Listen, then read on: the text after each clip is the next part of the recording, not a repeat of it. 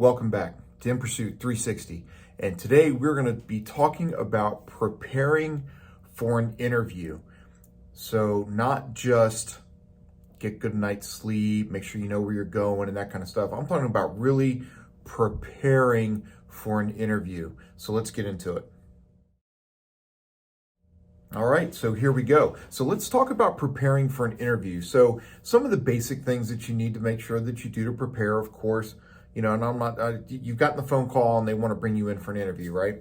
And this is for any job that you're going for, any position that you're going for. You need to really think about this, right? Which is kind of what the channel is really all about in interviews and helping you to obtain the position that you want. I specifically tend more to cover law enforcement job interviews. But this piece of advice and any of the videos that I make really are for any job, right? These theories in answering these questions. So yeah, your basic things like, make sure you know where you're going. Make sure you read the job announcement before you go. Get a good night's sleep. Make sure to eat a good meal or whatever your routine is in the morning. Beware of too much coffee. One, because you get the jitters, and two, because you end up having to go to the bathroom like either right before you go in or while you're sitting in there. So just little things to keep in mind. But prepare for the interview. Be ready. I said in a short that I just put out that I sat 3 days. It wasn't 3 days. It felt like 3 days. It was about 8.5 to 9 hours while we interviewed like 8 candidates for supervisor in the current company that I'm with now. And oh my goodness, it was terrible. It was, I thought somebody was putting bamboo shoots up under my fingernails, or think about the worst thing that you can think of, and that's what it was like to sit through these interviews. These people weren't ready. They had no idea. If you're putting in for a position or a promotion, you need to, one, understand what is it that you're putting in for, right? What's the job you've applied for? What are the job responsibilities? What are the minimum requirements that you need to meet in order to get that job? Because these are the things that you need to think about. What can they create questions out of for this? And when you think about that, then you need to think about what your answers might possibly be. What could that possibly look like? So if you're applying for, let's say, okay, let's just go with my first one, right? Because that's what I'm used to. You're going for law enforcement. So, in law enforcement, you're going to be placed into situations where there's confrontation. So one of the things that it'll probably tell you in the job description or in your qualities or abilities or things that you need to be able to do is something like be able to deal with a stressful situation while remaining professional or something like that, right? It'd be something about dealing with people or effective communication skills or something like that. Well, in a law enforcement job, you're going to be involved in confrontation. So don't you think maybe, since that's going to be part of your job, that maybe you should think about something in your past where you had to deal with confrontation and how did you deal with it? Or how did you get over it? Or how did you get through it, right? In what ways did you talk to somebody? So you need to think about what are the requirements of the job and what possible questions could they ask you, and look at the requirements. I got one, hold on. And I highlighted some of these, and this has nothing to do with this video, but it just so happened to work out. It's and I kind of hid the top so you don't know exactly who it is. But anyway, I highlighted certain parts of this job description, creating a training class, right? So what I did is I'm doing it for a supervisory group. So I pulled their job announcement and I pulled the job description. Their training is going to be based off their job description and their qualifications that they have to meet. So same thing goes when you're going for an interview. Look at those job requirements. Look at the things that are in there in writing so that you can get an idea. Let's say you're going to be a programmer, right? So you're going to be a programmer, and this tells you how little I know about programming anymore. Let's say it wants you to be familiar with, must have experience with C++, right? Or C++ or C or whatever the language is now. Or I know each language deals with different things. But anyway, so C++, right? So if you are familiar with C++, maybe you should think about what questions could they possibly ask you that deal with C++. Could it be something like, and I'm making this up because I don't know anything about C++. Could it be something like, in writing a program in order to accomplish a task of tracking financial records over a long extended period of time using C++, what commands would you use, or what string of commands would seem to you to make the most sense in order to create a constant loop so that the same information is inputted on a regular basis? I don't know. I'm making it up. But if you're familiar with C++ and you're applying for that kind of a job, then I would certainly hope that you would be able to come up with some ideas. What's specific to that language? What is that language used for? Fortran, right? I think Fortran is more of a scientific language, if I remember right. It's been a long time. Right? Minecraft is written in what? Java, right? Java. So Java is specifically used for certain things and is written a certain way.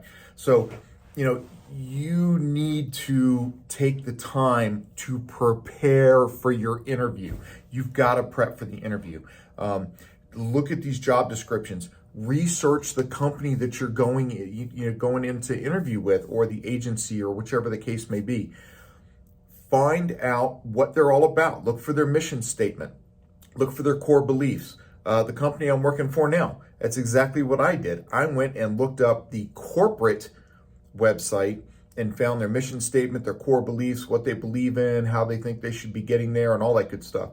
Didn't necessarily use it for the interview. It didn't come up. But now that I'm here and I'm in charge of their training, believe me, it's key in what I start putting out on a regular basis to the people that I train on a regular basis. So all these things come into play, right? So prepare, use those job descriptions, use those qualifications to come up with these questions, and just try to think of something on your own. What else could you possibly come up with in a job interview or for a promotion? Let's go with promotions, since that's the one I just dealt with. One of the common questions is, when have you dealt with a difficult employee and what did you do to resolve it? I mean, do you not think as a supervisor this may be a question that you have to deal with? Or when was the last time that you wrote some kind of a report or documenting an incident that actually occurred, and write a small sample based off of the following scenario? What else? We did all kinds of good ones. Of course, your greatest strength, your greatest weakness. I can't stand that one. It's a pain in the butt, but it's coming. Be ready for it. How would you describe your relationship with others? How do you get along with other people? What do you do when you see somebody that breaks a rule? How about if you're going for a promotion? You worked with this person for the last couple of years or whatever. You've gotten to know them pretty well. Now you're a new supervisor and you see them do something they're not supposed to do. What are you going to do about it? How do you handle that situation, going from, coworker and friend to now you're their supervisor? What's that transition look like for you? How do you handle that? These are things that you need to think of. These are things you need to prepare for. So take the time, watch some videos. You can go find some other videos out there. Like so other people are doing interviews, right? Or interview videos. Yeah, I got that messed up. So take the time to research it and then prepare yourself. Be prepared. Don't walk in blindly. If you're going in someplace, let's say it's a promotion for where you currently work, or it's a transition into a new position at a place you currently work, you should have access to like policies and procedures. Take a look at those, read over them, go through, print them out if you can. And nobody prints out anymore, or on the screen, highlight them and save the file, right? So you can go back and hit those highlight spots. Where do you think you can find a question in those policies and procedures? Just go find them. Go find them and prepare yourself. Don't walk in there blind and have a seat and then just be we had somebody, it was like, how would you deal with somebody that gives you a hard time because you're a new supervisor? Well, I would just tell them they need to do it. And that was it. That was the answer. I would just tell them they need to do it, or I'd tell the lieutenant.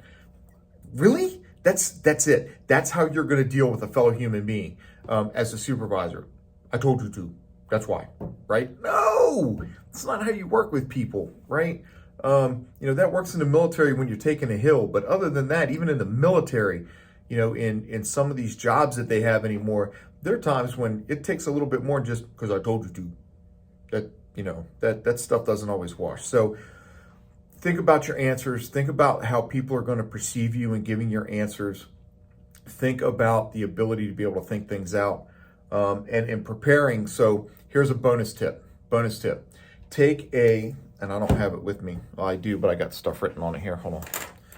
Take yourself a pad of paper. There's a pad of paper, but it's got stuff on the other side. So take yourself a little pad of paper and a pen and ask them if it's okay while they're asking questions, if you just jot down a couple of quick notes while they're asking the question.